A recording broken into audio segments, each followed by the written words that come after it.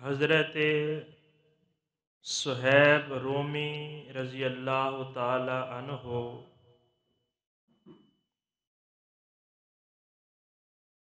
ये मूसल के अतराफ़ के अंदर रहने वाले थे।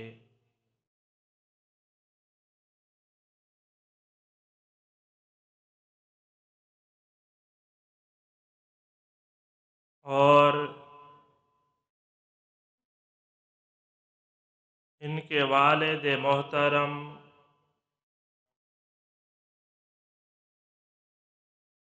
किस्रा की तरफ से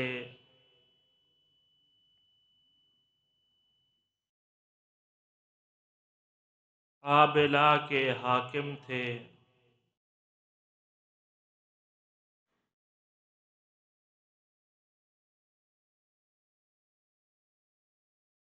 इनके इस इलाके के ऊपर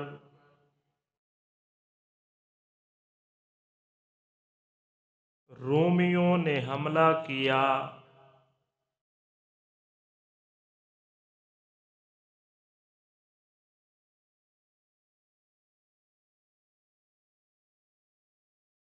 और हमले के अंदर हज़रत सुहैब छोटी उम्र के अंदर गिरफ्तार हो गए।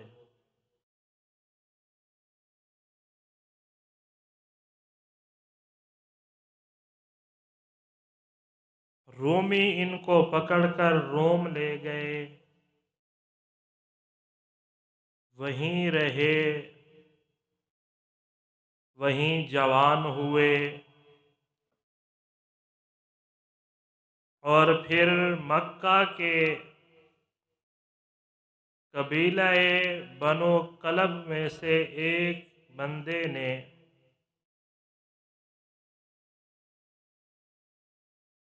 तिजारत की गर्ज से रोम की तरफ सफ़र किया।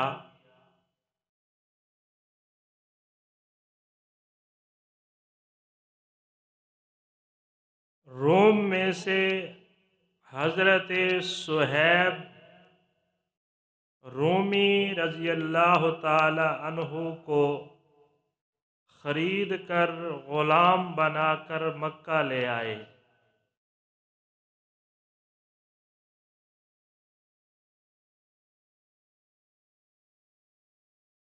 मक्का के अंदर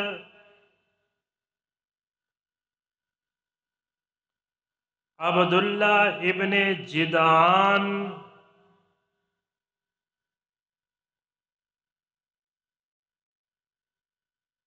इन्होंने ख़रीदा और ख़रीद कर खूबसूरत शक्ल देखकर शहज़ादे जैसी कद व क़ामत देखकर इनको आज़ाद कर दिया।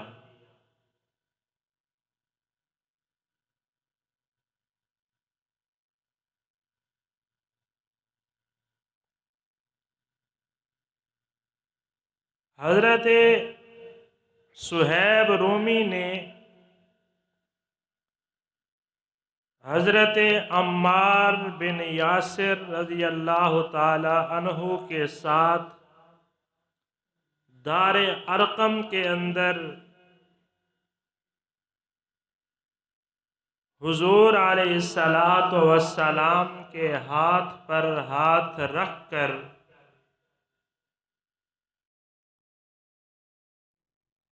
कलमा पढ़ा और मुसलमान हो गए।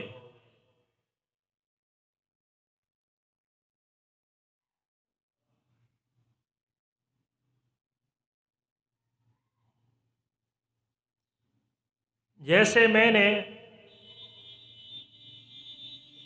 पिछले दो जुमों के अंदर जिक्र किया है कि हज़रत बिलाल हबशी ग़ुलाम थे, कुरैश मक्का सरदारान मक्का का जोर उनके ऊपर चलता था।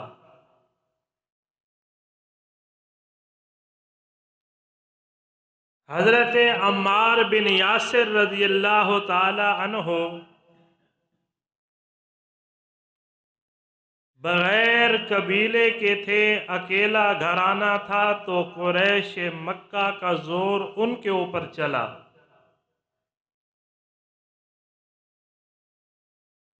हज़रत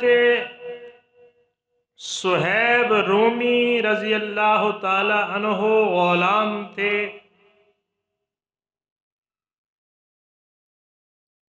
तो इनका जोर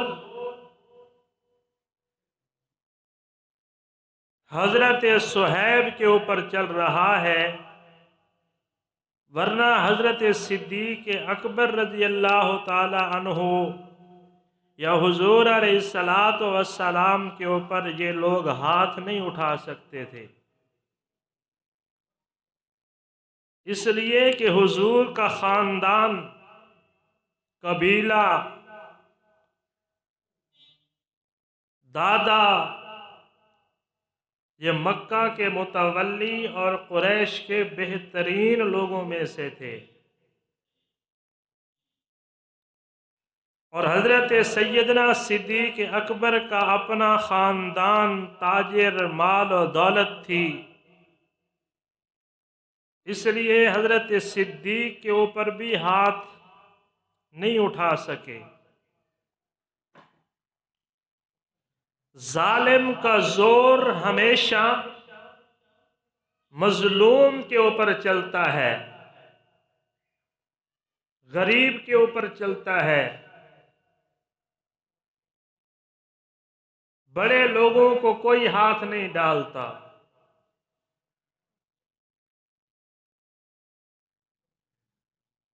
आज भी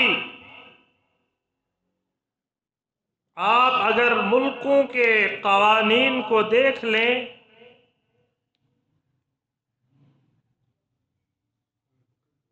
तो मुल्कों के कवानीन गरीबों के लिए हैं।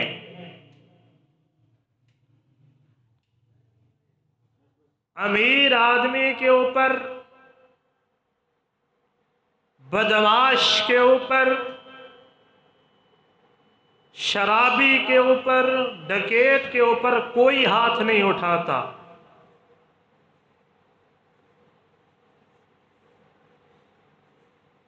अगर गरीब से थोड़ा सा कोई जुर्म हो जाए तो उसके लिए कानून भी हरकत में आ जाता है, मुल्क की इंतजामिया भी हरकत में आ जाती है।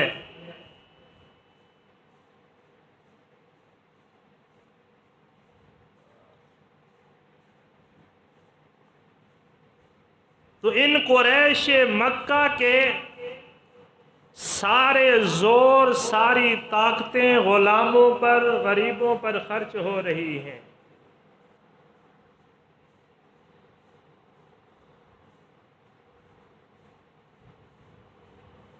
हजरत सुहैब रूमी रजी अल्लाह ताला अन्हु के ऊपर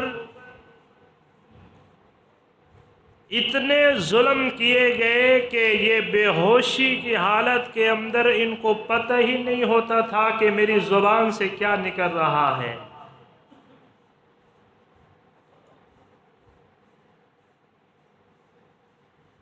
अल्लाह रब्बुल इज़्ज़त ने इनको माल और दौलत अता फरमाया था, जायदाद इनके पास थी, इसलिए तो जब हजरत सुहैब हिजरत करके मदीना की तरफ जाने लगे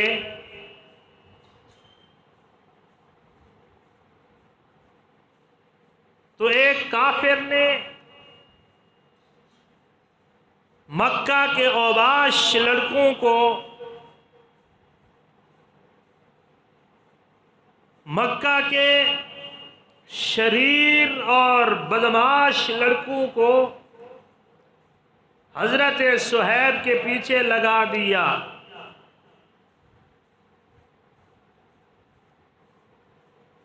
हजरत सुहैब समझ गए कि ये क्यों आए हैं। हजरत सुहैब रूमी रजी अल्लाह ताला अन्हु की ये सिफत थी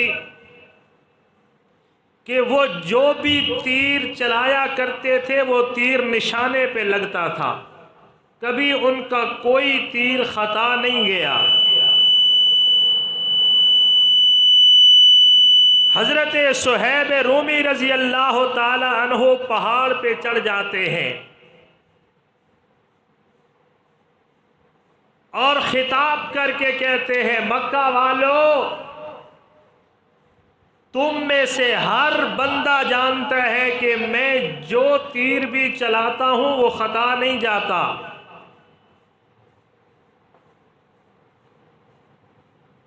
इसलिए मेरे मुकाबले के अंदर तुम नहीं आ सकते।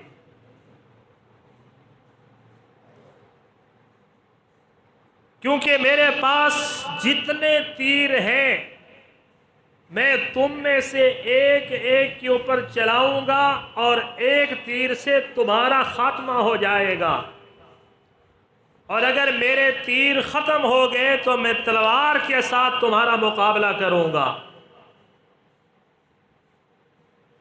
क्योंकि हजरत सुहैब रूमी पहाड़ पे खड़े हैं और ये लोग नीचे खड़े हैं,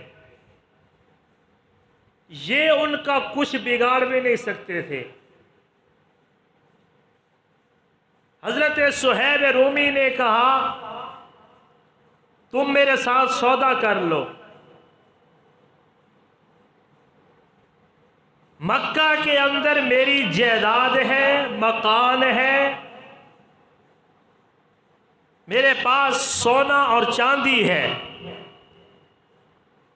जिस जगह मैंने इनको दफन किया है मैं हर चीज बताता हूं, तुम जाके वो मकान वो जायदाद ले लो, मुझे मक्का मदीना जाने दो।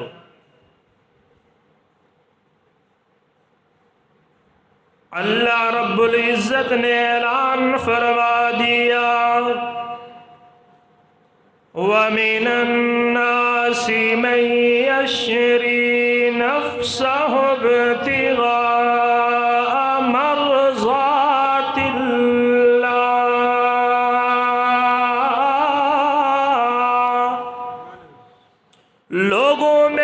कुछ लोग ऐसे भी हैं जिन्होंने अपनी जान को खरीद लिया है। हजरत सुहैब रूमी ताकत के अंदर कम नहीं है, मुकाबला करना भी जानते हैं, उसके बावजूद अपनी जायदाद दे के अल्लाह के दीन के लिए, अल्लाह की रजा के लिए अपनी जान बचा लेते हैं। आज हम लोग दीन के ठेकेदार बने हुए हैं।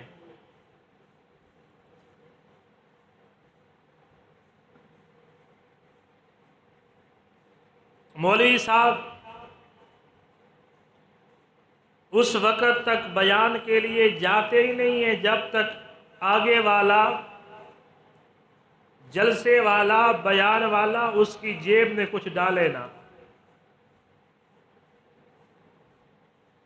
मस्जिद का मुतवल्ली उस वक़्त तक काम ही नहीं करता मस्जिद का जब तक उसे कुछ मिले ना।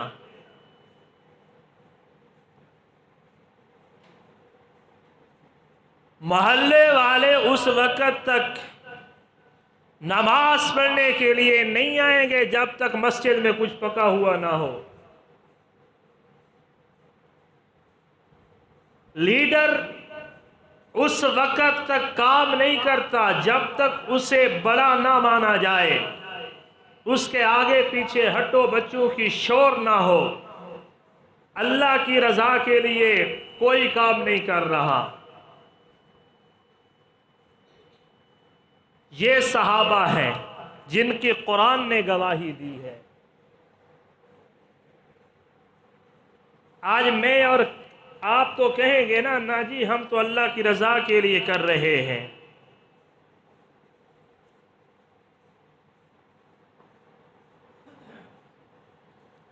एक बंदे ने मुझे कहा मैं रोज़ाना 1000 मरतबा दुरूद पढ़ के सोता हूं। तो मैंने कहा मैं क्या करूं, मुझे क्यों बता रहा है?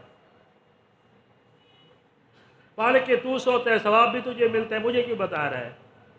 मेरे लिए पढ़ता है तो फिर बता। फिर करना अल्लाह की रज़ा के लिए, फिर उसको सारों को बता देना मैं तो ये करता हूं जी।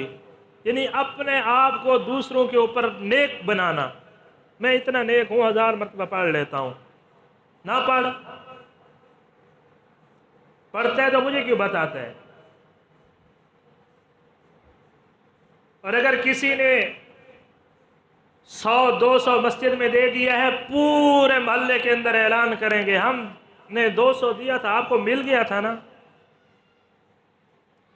अच्छा वो 200 दिया था किधर लगा है? और दूसरों को भी बताते फिरना कि मैंने इतने पैसे दिए हैं।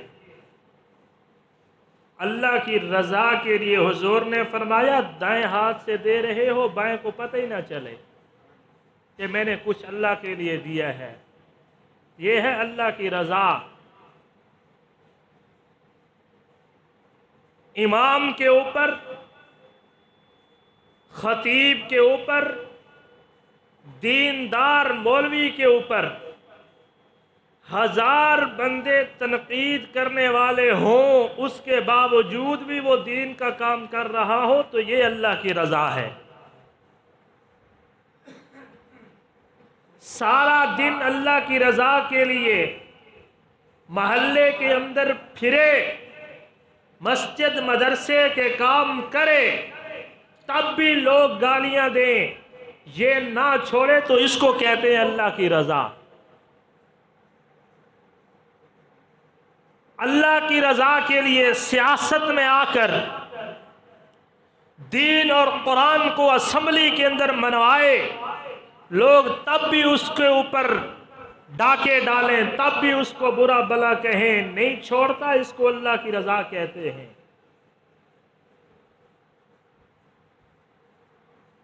फरमाया व मिनन्नासि मन यश्री नफ्सहु इब्तिगा,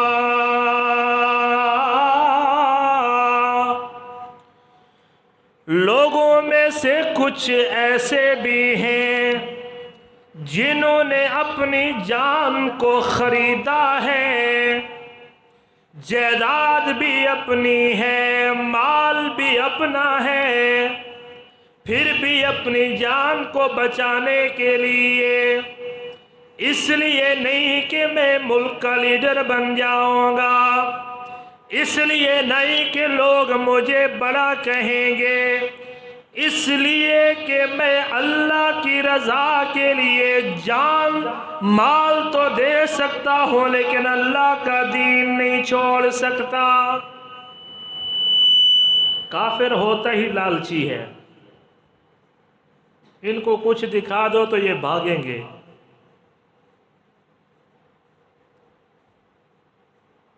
और मैं और आप कहें ना, नहीं जी नहीं, सहाबा के अंदर ईमान तो था ही नहीं, सहाबा तो शराब खोर थे, नऊज़ुबिल्लाह, सहाबा तो यूं थे वो थे। अल्लाह का कुरान गवाही दे रहा है, ये जो सुहैब ने माल दिया है ना, अपनी जाहो मंज़रत बनाने के लिए नहीं, इब्तिगा मरज़ातिल्लाह, अल्लाह की रज़ा के लिए दिया है। उनके दिल, उनकी नीयत को अल्लाह खुद बयान कर रहा है कि इनके दिलों के अंदर इखलास था, इनके दिलों के अंदर अल्लाह की रज़ा थी। मैंने क़यामत तक कुरान के सीने के अंदर बंद कर दिया है। फरमाया नफ्सहु इब्तिगा मरज़ातिल्लाह,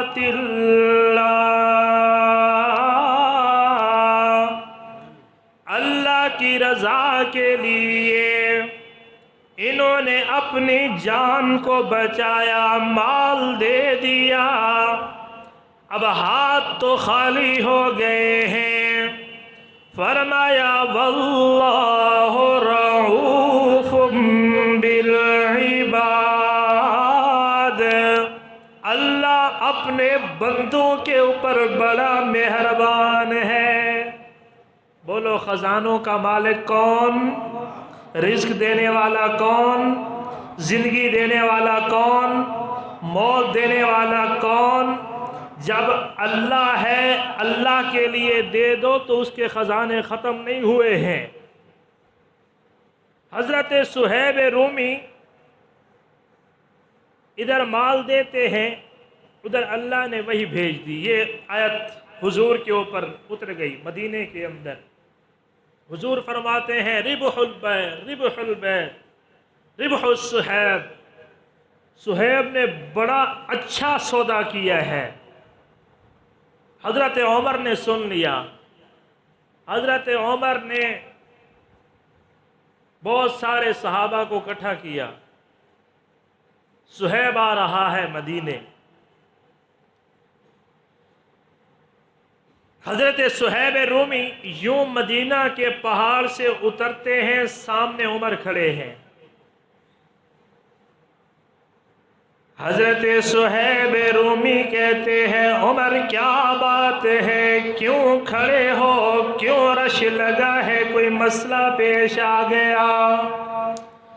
फरमाया नहीं नहीं, कोई मसला पेश नहीं आया, हम तो तुझे मुबारक देने आए हैं। जो तूने अल्लाह की राह के अंदर अपना माल खर्च किया है, अल्लाह ने उसका बदला और रज़ा का ऐलान उतार दिया है।